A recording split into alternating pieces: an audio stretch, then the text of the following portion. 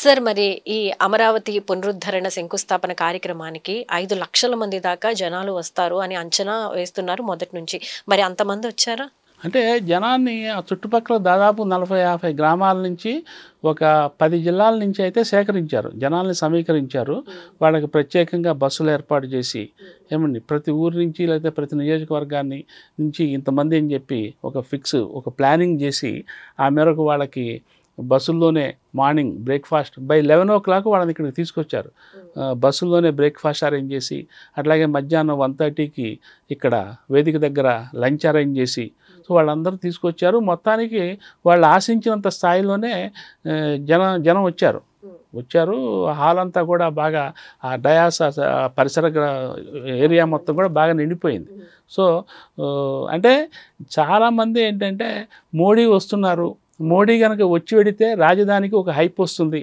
ఒక హైప్ వస్తే రాజధాని రైతులు ఎంతగా ఆశిస్తున్నారో రాష్ట్ర ప్రజలు కూడా అంతే ఆశిస్తున్నారు. ఎందుకంటే గత 5 ఏళ్లలో ముందు వచ్చేళ్ళారు, బట్ ఇప్పుడు వచ్చారు. సేమ్ సిచ్యువేషన్ ఉంటే ఏంటి పరిస్థితి అనే క్వశ్చన్ మార్క్ కూడా ప్రతిపక్షాలు వేలెత్తి చూపిస్తున్నాయి. మరి దాని మీద అంటే ఇప్పుడు అంతకుముందు వచ్చి వెళ్ళారు. వాస్తవానికి వచ్చి వెళ్ళిన తర్వాత ఏమైందంటే ఆ ఫస్ట్ టర్మ్లో చంద్రబాబు నాయుడు గారు అసలు అమరావతికి ఎటువంటి షేప్ ఇవ్వాలి, అమరావతిలో కన్స్ట్రక్షన్స్ ఎట్లా ఉండాలి అనే దాని మీద ఆయనకు ప్రాథమికంగా అవగాహన లేకపోయింది. అందుకనే ఆయన రకరకాల బృందాలని రకరకాల దేశాలకు పంపించారు. ఇప్పుడు రాజమౌళి ఒక టీంని ఒక లండన్ పంపించారు. అక్కడికి వెళ్ళి మీరు అక్కడ కన్స్ట్రక్షన్స్ అక్కడ రాజధాని పరిసరాలను గమనించి మీరు ఒక ప్లాన్ ఇవ్వండి.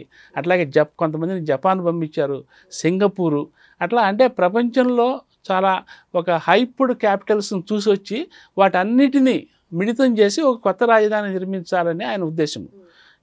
ఇంకా టైం ఉంది కదా అనుకున్నారు. ఈ లోపల ఏంటంటే టైం ల్యాప్స్ అయిపోయింది, 5 ఏళ్ళు గడిచిపోయింది. తర్వాత మనకు తెలుసు ఏం జరిగిందో. సో చంద్రబాబు నాయుడు గారు ఆ అనుభవంతో ఈసారి ఏం చేస్తున్నారు అంటే ఈ 5 ఏళ్ళు అనేది చాలా క్రూషియల్ పీరియడ్. సో 5 ఏళ్ల వరకు ఆగకుండా ముందర అర్జెంటుగా ఆల్రెడీ గత 5 ఏళ్లలో ఆయన సేకరించిన సమాచారం మేరకు కొత్త అమరావతి ఎలా ఉండాలి అనేది ఆయన మైండ్లో ఉంది. సో ముందర వెంటనే ప్లానింగ్ చేసేసి ఒక 2 ఏళ్ళు 3 ఏళ్లలో ఈ క్యాపిటల్ కన్స్ట్రక్షన్స్ పూర్తి చేయాలి అని ఆయన కొత్త టార్గెట్ పెట్టుకున్నారు. అందుకనే గవర్నమెంట్లోకి వచ్చిన మొదటి 6 నెలల్లోనే లాస్ట్ టైం కట్టిన కన్స్ట్రక్షన్స్ దగ్గర ఉన్న ఆ గడ్డి, ఆ పచ్చిగడ్డి అవన్నీ మొలిచినాయి కదా, బాగా ఒక అడవిలాగా తయారైపోయింది.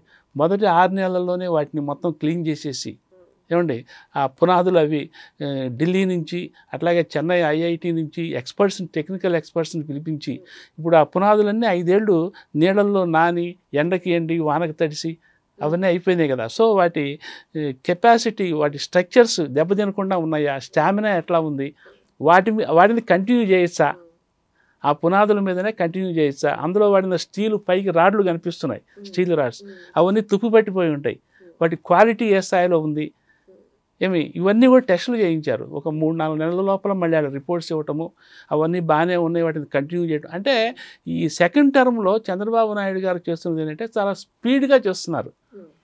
మొదటి 5 ఏళ్లలో చేసిన జాప్యంలా కాకుండా ఈసారి దాని నుంచి వచ్చిన ఒక చేదు అనుభవాన్ని ఒక పాఠంగా తీసుకొని గబగబా చేసేయాలి. ఈ 2-3 ఏళ్లలోనే మనం దీన్ని ఒక రాజధాని ఒక కొలిక్కి తేవాలి.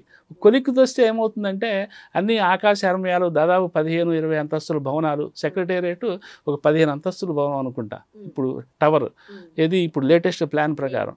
సో ఇవన్నీ అట్లా పెద్ద పెద్ద టవర్స్ లేచిపోయి, పెద్ద పెద్ద బిల్డింగులు లేచిపోయి, అందులో గవర్నమెంట్ డిపార్ట్మెంట్స్ ఉండి పని చేసుకుంటున్నాయి అనుకోండి. ఒకవేళ చంద్రబాబు నాయుడు గారు సెకండ్ టర్మ్ రాలేకపోయినా, నెక్స్ట్ టర్మ్ రాలేకపోయినా, వేరే గవర్నమెంట్ వచ్చినా అంత డేరింగ్గా అసలు రాజధాని వీటిని మొత్తాన్ని పాడుపెట్టేసి మళ్ళీ అసలు రాజధానినే మళ్ళీ వేరే చోటకు మారుస్తాను అనే పరిస్థితి ఉండదు. సో ఇన్ టైంలోనే కంప్లీట్ చేస్తారంటారా? ఎస్. ఇంకోటి ఏంటంటే ఈ లోపల రాజధాని రైతులు అడిగినట్టు ఈ 5 ఏళ్లలో మోడీ గారిని కన్విన్స్ చేసి పార్లమెంటులో విభజన చట్టాన్ని సవరించి ఏపీకి ఒక్క రాజధానే, ఏకైక రాజధాని, అది కూడా అమరావతే అని కనుక చట్ట సవరణ చేయిస్తే ఇక మళ్ళీ కొత్తగా వచ్చేవాళ్ళు ఒకవేళ వాళ్ళకి మళ్ళీ 2 రాజధానులు పెట్టుకోవాలనుకున్నా, 20 పెట్టుకోవాలనుకున్నా, మళ్ళీ ఢిల్లీ వెళ్ళి మళ్ళీ పార్లమెంట్లో అక్కడ చట్టాన్ని సవరింపజేయాలి. చేస్తేనే సాధ్యమవుతుంది వాళ్ళకి. పైగా ఇంత మెకానిజం ఏర్పాటైన తర్వాత ఏమంటే ఎస్టాబ్లిష్ అయిపోయిన తర్వాత nobody can dare to stop it or to alter it. So ఇటువంటివి ఇక నెక్స్ట్ టర్మ్లో బహుశా జరగటానికి అవకాశం ఉండదు. పైగా ప్రజలు కూడా ఆలోచన నుంచి బయటకు వచ్చేసేసారు. ఎగ్జాక్ట్లీ నేను అదే చెప్పబోతున్నాను. ఇప్పుడు గత అనుభవంతో ఏంటంటే ఈ 5 ఏళ్లకు ఒకసారి ప్రభుత్వాలు మారి పార్టీలు వాళ్ళ పాలసీలు భిన్నమైన పాలసీలను అమలు చేస్తూ పోతే డెవలప్మెంట్ యాక్టివిటీ అనేది ఆగిపోతున్నది. ఏమంటే స్టాగ్నేషన్ వస్తున్నది. ఈ విషయాన్ని రాష్ట్ర ప్రజలు తెలుసుకున్నారు కాబట్టే ఈ ప్రభుత్వాన్ని మార్చేశారు అనేది ఒక నిశ్చితాభిప్రాయం అయితే ఉన్నది. సో రెండోసారి మళ్ళీ ఇప్పుడు ఈ 5 ఏళ్లలో కనుక చంద్రబాబు నాయుడు గారు ఒకటి పోలవరం పూర్తి చేసి పోలవరం నుంచి నీళ్లు వదిలితే, ఏమండి రెండోది రాజధాని కనుక కంప్లీట్ చేస్తే ఇక వాళ్ళకి ఆశ ఉంటుంది. ఏమిటి ఆశ కన్నా కూడా వాళ్ళు దే విల్ సాటిస్ఫై, సంతృప్తి చెందుతారు. ఓకే, ఇప్పుడు దాకా రాజధాని లేని రాష్ట్రం మిగిలిపోయింది, ఇప్పుడు మాకు ఒక రాజధాని ఉంది, అది అమరావతి. ఎస్, ఆ ఫీలింగ్ అనేది ఒక ప్రైడ్ ఆఫ్ ద స్టేట్ కదా. సో అటువంటి ఫీలింగ్ రాష్ట్ర ప్రజల్లో వస్తే సరే, ఇక ప్రభుత్వాలు మారకపోవటం అది ప్రజల చేతుల్లో ఉంది. మార్చడం అనేది మనం దాని జోలికి పోవటం అనవసరం. కానీ మొత్తానికి రాష్ట్ర ప్రజల్లో కనుక ఒక సంతృప్తి స్థాయి కనుక వస్తే ఆ పరిస్థితి వేరుగా ఉంటుంది. ఇప్పుడు ఓవరాల్గా ఈ సభలో చంద్రబాబు నాయుడు గారు మాట్లాడిన మాటల్లో హైలైట్స్ ఏంటండి? ఒకటి ఏంటంటే చంద్రబాబు నాయుడు గారు మోడీ గారిని బాగా ప్రస్తుతించారు, పొగిడారు. ఎందుకు పొగిడారు అంటే, ఒకటి మోడీ గారి యాటిట్యూడ్, ఆయన మనస్తత్వము, ఆయనకున్న దృఢ సంకల్పం, ఏవైనా డేర్ డెవిల్గా నిర్ణయాలు చేస్తారు, సాహసోపేతమైన నిర్ణయాలు చేస్తారు. ఆయన మానసిక స్థైర్యం చాలా గట్టిది. ఇప్పుడు మొన్న యాక్చువల్లీ ఆయన ఈ రాజధాని ప్రారంభోత్సవానికి రమ్మని అడగటానికి వెళ్ళినప్పుడు ఆ విషయం ప్రస్తావించారు చంద్రబాబు నాయుడు గారు. ఏంటంటే, నేను ఇప్పుడు చాలాసార్లు కలిశాను ఆయన్ని, ప్రతిసారి చాలా ఫ్రీగా జోవియల్గా మాట్లాడుతూ ఉండే మనిషి మొన్న వెళ్ళినప్పుడైతే చాలా గంభీరంగా చాలా మౌనంగా కనిపించారు. అది పెహల్గామ్ దాడి నేపథ్యంలో ఆయన చాలా ఒత్తిడిలో ఉన్నారు. ఇట్లా జరిగిందని చెప్పి ఆయన చాలా బాధతో ఉండి, పైగా ఆయన రాత్రింబవళ్ళు ఎడతెరిపి లేని మీటింగ్స్ రివ్యూస్లో ఉండి ఆ దానిలో ఉండి ఆయన చాలా గంభీరంగా పరిమితంగా మాట్లాడారు అని చెప్పి చంద్రబాబు నాయుడు గారు ప్రస్తావించారు. సో ఇదంతా ఎందుకయ్యా అంటే, దేశం కోసం, దేశానికి ఒక పక్క దేశం నుంచి అన్యాయం జరిగింది అనే ఒక బాధతో ఆయన చాలా ఇదిగా కనిపించారు. ఎక్కడో ఏదో ఒక మూల ఏదో జరిగిందిలే, నాకేముందిలే అని అనుకుంటే అది వేరే విషయంగా ఉంటుంది. కానీ అది ఒక తన దేశానికి తన మనుషులకి జరిగిందనే బాధ ఆయనలో బాగా కనిపించింది అని చెప్పి ఆ విషయాన్ని కూడా ప్రస్తావించారు. ఇంకోటి ఏంటంటే, ఈ ముఖ్యంగా మొన్న కులగణన ఇష్యూ ఒకటి, క్యాబినెట్ ఈసారి జనగణన జరిగేటప్పుడు, జనాభా లెక్కల సేకరణ జరిగేటప్పుడు క్యాస్ట్ సెన్సస్ కూడా చేయాలని డిసైడ్ చేశారు. సో అది నిజానికి ఒక సంచలనం. ఎందుకంటే BJP and NTA government policy పరంగా ఏంటంటే కొన్ని ఏళ్ల నుంచి రిజెక్ట్ చేస్తూ వస్తున్నది. ముఖ్యంగా కాంగ్రెస్ పార్టీ, రాహుల్ గాంధీ దాని మీద ఎక్కడికి వెళ్ళినా సరే రోజు గవర్నమెంట్ మీద ఎదురుదాడి చేస్తూ వస్తున్న సంగతి మనకు తెలుసు.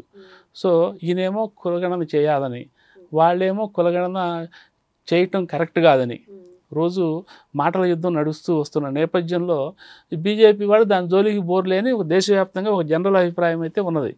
అటువంటి పరిస్థితి నేపథ్యంలో ఏంటంటే, ఈ పెహల్గామ్ దాడి జరిగిన తర్వాత జరిగిన క్యాబినెట్లో ఈ డెసిషన్ తీసుకున్నారు. అంటే టోటల్ యూటర్న్ తీసుకున్నట్టే మనం అనుకోవచ్చు బీజేపీ గవర్నమెంట్. సో ఇది చాలా ఆశ్చర్యకరమైన నిర్ణయము. సో దాన్ని కూడా చంద్రబాబు నాయుడు గారు ఇది చాలా ధైర్యంగా తీసుకున్న నిర్ణయం. దీనివల్ల ముందు దేశ రాజకీయాల్లో గణనీయమైన మార్పులు వస్తాయి. సో అది ఒక మోడీ గారికి చెల్లింది అని చెప్పి ఆయన మోడీ గారిని పొగిడారు. ఇంకోటి ఏంటంటే, ఈ అమరావతి రాజధానికి, పోలవరానికి కేంద్రం నుంచి ఫుల్ సపోర్ట్ వస్తున్నది. అట్లాగే డబుల్ ఇంజిన్ సర్కార్ వల్లే ఇది ఆంధ్రప్రదేశ్లో ఇది నడుస్తున్నది. సో దీన్ని ఇంకా స్పీడప్ చేయాలి అని చెప్పి ఆయన రిక్వెస్ట్ చేశారు. ఇది ప్రధానంగా జరిగింది. ఓకే, మరి పవన్ కళ్యాణ్ గారు మాటలు? పవన్ కళ్యాణ్ గారు కూడా మోడీ గారిని పొగిడారు. పొగడటం అంటే చాలా లాజికల్గా పొగిడారని మనం అనుకోవచ్చు. అఫ్కోర్స్ చంద్రబాబు నాయుడు గారు కూడా లాజికల్గా ఇష్యూ బేస్డ్గానే పొగిడారు. పవన్ కళ్యాణ్ గారు ముఖ్యంగా మోడీ గారు దేశమంతా తనకి కుటుంబం లేదు, తనకి సొంత ఇల్లు లేదు, ఈ దేశమే తన ఇల్లుగా భావిస్తాడు. అట్లాగే ఈ దేశ సభ్యుల్నే, భారతీయులందరినీ తన కుటుంబ సభ్యులుగా భావిస్తాడు. అటువంటి వ్యక్తి ఇవాళ అమరావతి ప్రజల కోసం, అమరావతి రైతుల కోసం, రాజధాని రైతుల కోసం ఇంత దూరం రావటం నిజంగా మనకి చాలా మన అదృష్టము. ఆయన కమిట్మెంట్కి ఇది నిదర్శనం అని చెప్పి ఆయన అట్లా పొగిడారు. సో దాంతోపాటుగా ఏంటంటే ఈ పెహల్గామ్ ఇష్యూలో ఆయన ఇప్పుడు చాలా బరువైన గుండెతో ఢిల్లీలో చాలా కీలకమైన పనులు ఉన్నప్పటికీ కూడా మన కోసం, మన రాజధాని కోసం ఆయన రావటము, ఈ రాజధాని అభివృద్ధిలో ఆయన చిత్తశుద్ధికి ఆయన ఏ స్థాయిలో సహకారం అందిస్తారో అనేది మనకి సంకేతాలుగా కనిపిస్తున్నాయని చెప్పి ఆయన కూడా పొగిడారు. So Modi is also very happy.